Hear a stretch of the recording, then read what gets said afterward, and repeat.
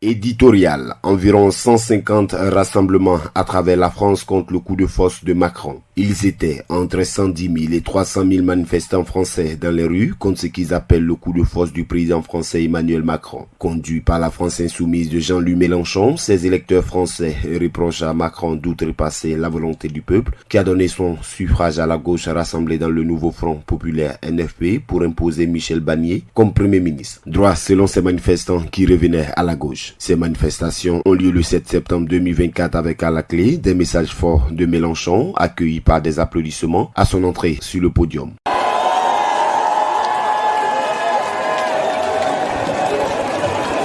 Le leader de la France insoumise a commencé ses propos en traitant Macron de monarque.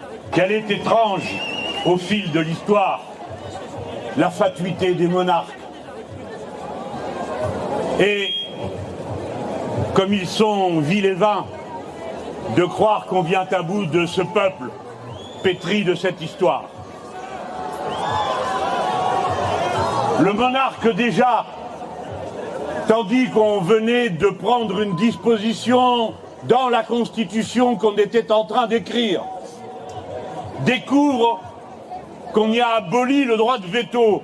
Il se présente devant les députés, il enlève son chapeau, car devant les gens d'en bas qu'il faut respecter, on doit leur montrer qu'on peut avancer la tête découverte. Avançant dans son argumentaire, Mélenchon prévient Macron que le peuple ne désarmera pas. En vain penseriez-vous, mesdames, messieurs les puissants, que nous désarmerons un seul jour. Et tant qu'il restera un ferment de rébellion, un ferment de refus, un ferment de la capacité de dire non, alors 1000 fois la France s'embrasera de la volonté de liberté, d'égalité et de fraternité. Voilà ce qui ne cessera jamais. L'orateur du jour se permet d'expliquer ce qu'est la démocratie au président. Monsieur Macron, je vais vous expliquer la différence entre la démocratie et un coup de bourse. La démocratie, ce n'est pas seulement l'art d'accepter d'avoir gagné, c'est aussi l'art et l'humilité d'accepter de perdre. Et vous avez perdu, non pas une fois, 3 fois. La première en 2022,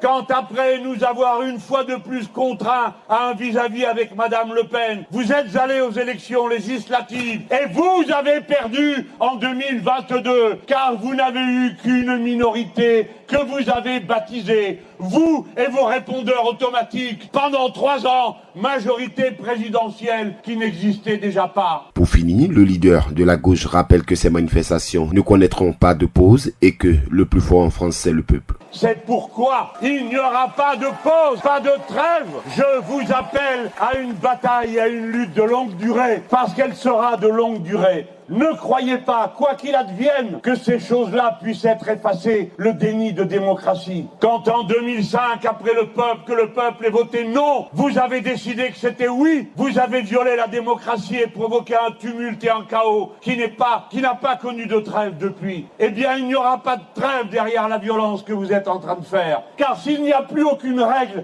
alors vous entrez dans un monde où c'est la loi du plus fort. Et alors, la loi du plus fort, je vous le dis d'avance, le plus fort dans ce pays, c'est son peuple. Jusqu'à ces manifestations de rue en France, ces choses ne se voyaient qu'en Afrique et dans certains pays asiatiques où la démocratie titube et flageole au gré du tenant du pouvoir. APRA, Agence Presse Radio et Audio.